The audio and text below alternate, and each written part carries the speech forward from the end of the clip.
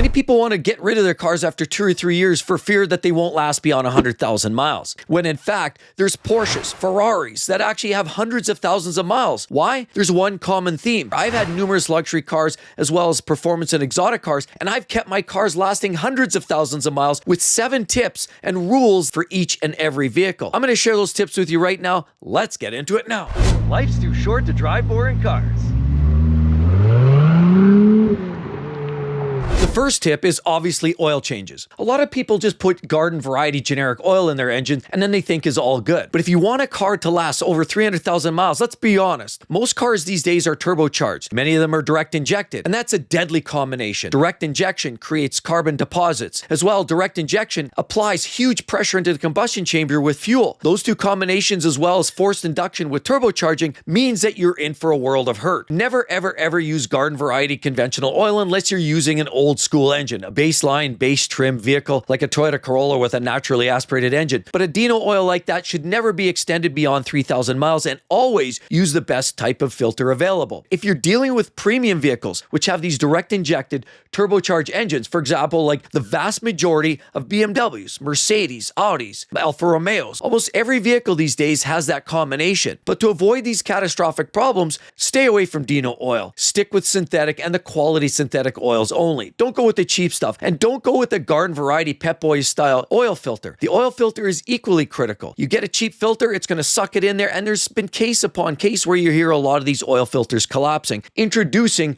a whole new variety of crap and corruption that goes into your oiling system. Good oil filters, good oil with synthetic should be changed no more than 3,000 miles if you're in harsh conditions. If you're racing it, driving it hard, definitely don't go beyond 3,000 miles. If you're doing a mix of freeway and city driving, you can probably extend that up to about 5,000 miles. But these ludicrous numbers that you're hearing about, a lot of these oil change service intervals being at 8,000, 11,000, 12,000 mile intervals, asinine. All you're doing is to asking for catastrophic failure. You also need to look for oils if you're dealing with these turbocharged direct injected engines. Imperative, and absolutely write this number down, because unless you're buying oil with these additives, you are in for a world of hurt. APISP, ILSAC, GF6S specifications. You need very specific types of additives. What it does is it assists in breaking down the carbon deposits, and at the very least, it doesn't add to the problem. Because if you don't utilize the right types of oil, you actually can introduce a condition called the low-speed pre-ignition, which nobody ever talks about. But in an engine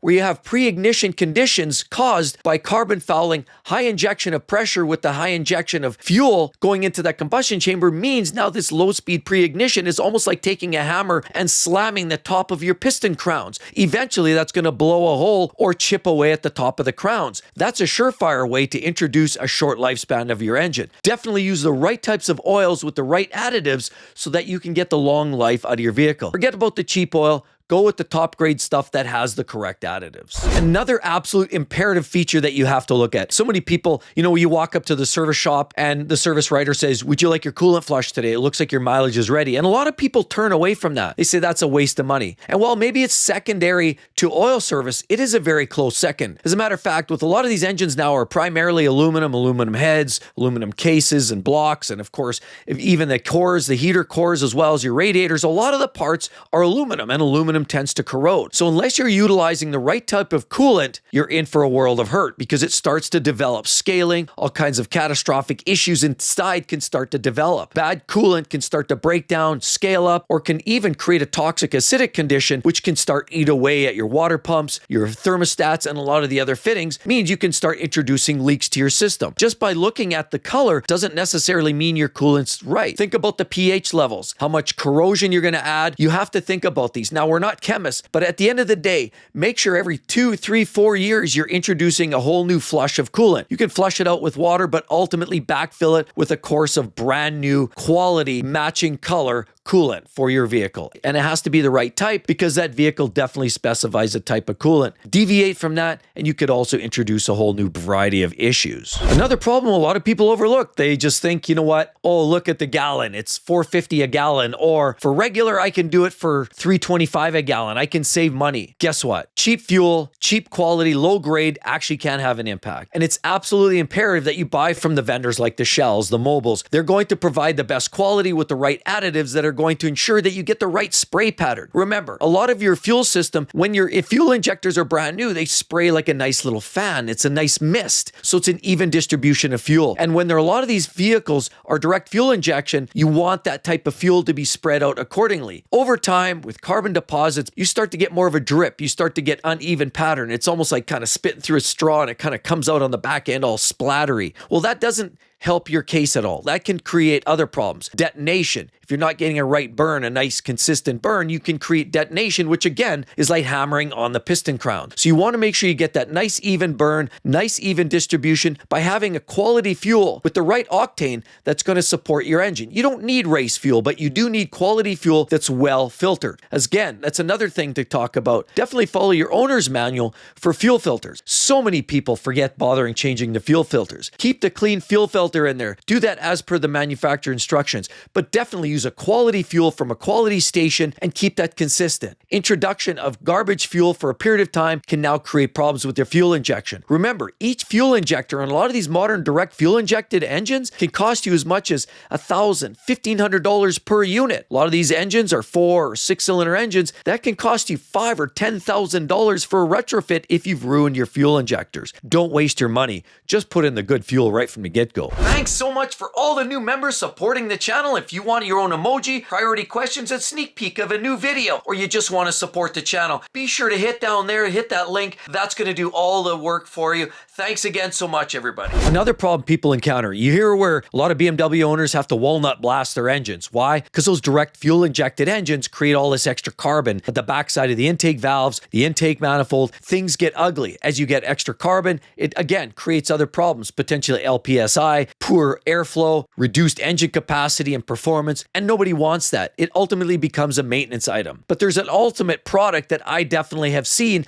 that can help reduce the amount of carbon fouling in these fuel injectors. It can create better performance, better economy, and ultimately reduces the need to actually walnut blast and certainly does keep your engine in better shape. It's a product called PEA, or in other words, polyethylamine. Now, putting an additive like this in from time to time certainly helps with the stability of combustion temps. It allows, again, to maintain that reliability of your fuel injectors, which, again, as I say, those fuel injectors are not cheap, and neither are the fuel pumps. Direct fuel injection is an expensive proposition, and for it to continue working right, put in the good proper fueling and certainly the right additives. We've also talked about a lot of engines, even old school engines, and having fuel stabilizers are good because with a lot of modern day fuels now have a lot more alcohol content, and it helps to continue these engines to run well. Especially when you get in extremely cold weather, utilizing a good fuel stabilizer is also going to potentially help engines last a lot longer, cleaner starting, more consistent idling, and again, a better consistent combustion temperature. Another thing, sadly, way too many people neglect, and it's their air filter. Here, grab this for example.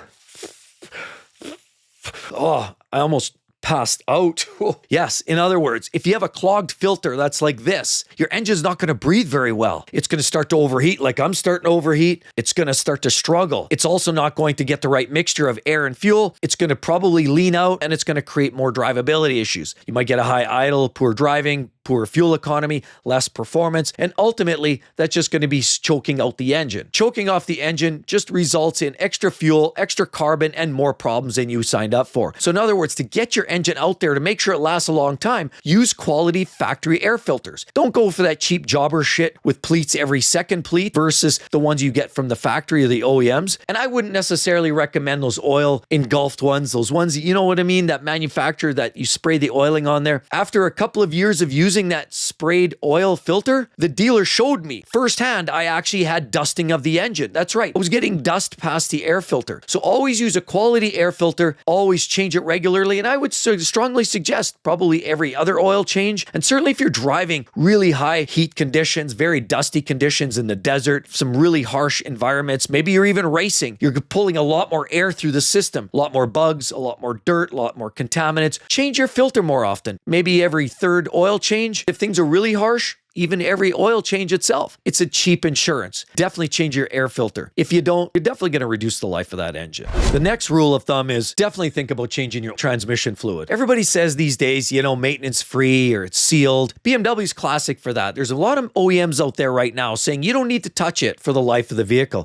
What is that saying? The vehicle's only going to last 60, 70, 80,000 miles? Because in some cases, that's all the life you're going to get out of your transmission if you don't take care of it. Now, consider this. You buy a used car that maybe has 140,000 miles. You don't know the history on it. It's probably taking a bigger risk to go in there and flush it out. At that point, you don't know what the maintenance has been like. It's got a high mileage on it. And by that time, it's probably got enough varnish and contaminants within the plates within that transmission that you might actually be causing more harm. At the very most, on a high mileage engine, I would maybe do a drain and fill. Never flush a high mileage automatic transmission. That being said, a torque converter automatic is pretty straightforward. A manual, definitely change that fluid regularly. Same thing as you would change your differential oil. Change it regularly. The CVT transmissions we hear so much about. Jatcos, definitely the more the merrier. Always regularly change it. And when the book says change it so often, change it even more frequently. But we're back to the torque converter automatic transmissions. I would strongly suggest is look at the owner's manual. If they're telling you to change the fluid for that particular brand, do it. But even more importantly, do it more frequently. And even for those brands that are sealed, strongly reconsider doing a change. Again,